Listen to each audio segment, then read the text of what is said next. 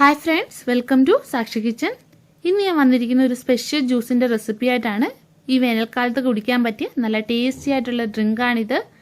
ഇനി ഇത് തയ്യാറാക്കുന്നത് എങ്ങനെയെന്ന് നമുക്ക് നോക്കി വരാം.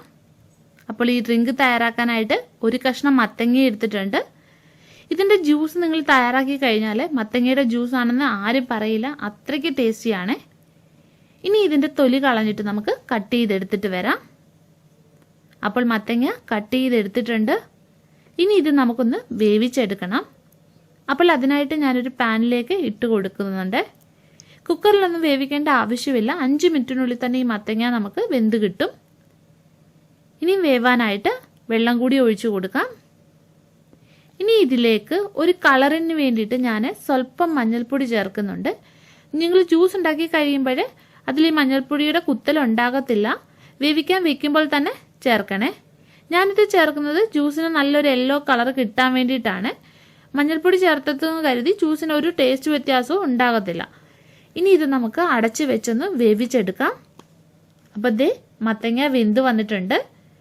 ഇനി ഇത് നല്ലോണം ചൂടാറിയതിനു ശേഷം നമുക്ക് ജ്യൂസ് തയ്യാറാക്കാം. ഇനി മിക്സിയുടെ ജാറിലേക്ക് ചൂടാറിയ മത്തങ്ങ ഇട്ട് കൊടുക്കാം. ഇനി ഇതിലേക്ക് ഏലക്ക ഇട്ട് കൊടുക്കാം. 3 ഏലക്ക എടുത്തിട്ടുണ്ട്. ഇതിൻ്റെ തൊലി ഒന്ന് കളഞ്ഞിട്ട് കുരു മാത്രം വേണം ചേർത്ത് കൊടുക്കാൻ. ഇനി വേണ്ടത് പഞ്ചസാരയാണ്. 3 ടേബിൾ സ്പൂൺ പഞ്ചസാര ചേർത്തിട്ടുണ്ട്. നിങ്ങൾക്ക് എത്രയാണോ മധുരം വേണ്ടത് അതിനനുസരിച്ചിട്ടുള്ള പഞ്ചസാര ചേർത്ത് കൊടുക്കുക.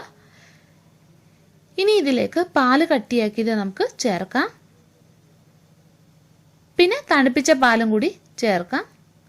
നിങ്ങൾക്ക് എത്ര ലൂസ് വേണോ അതിനനുസരിച്ചിട്ടുള്ള പാല് ചേർത്ത് കൊടുക്കാവുന്നതാണ്. ഇനി ഇത് അരച്ചെടുത്തിട്ട് വരാം.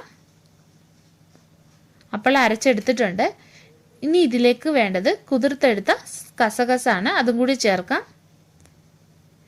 ഇനി ഇതൊരു സ്പൂൺ കൊണ്ടിട്ട് മിക്സ് ചെയ്യാം. ഇനി ഇത് നമുക്കൊരു സെർവിങ് ഗ്ലാസ്സിലേക്ക് മാറ്റാം. അപ്പോൾ മത്തങ്ങ വെച്ചിട്ടുള്ള ഡ്രിങ്ക് തയ്യാറാക്കി എടുത്തിട്ടുണ്ട്. നിങ്ങൾ ഇതൊന്ന് തയ്യാറാക്കി നോക്കണേ. പിന്നെ വീഡിയോ ഇഷ്ടപ്പെടുകയാണെങ്കിൽ ലൈക്കും ഷെയറും ചെയ്യണേ. പിന്നെ സബ്സ്ക്രൈബ് ചെയ്യാത്തവരാണെങ്കിൽ ഒന്ന് സബ്സ്ക്രൈബും ചെയ്തേക്കുക. ഇനി നമുക്ക് മറ്റൊരു റെസിപ്പിയുമായിട്ട് വീണ്ടും കാണാം.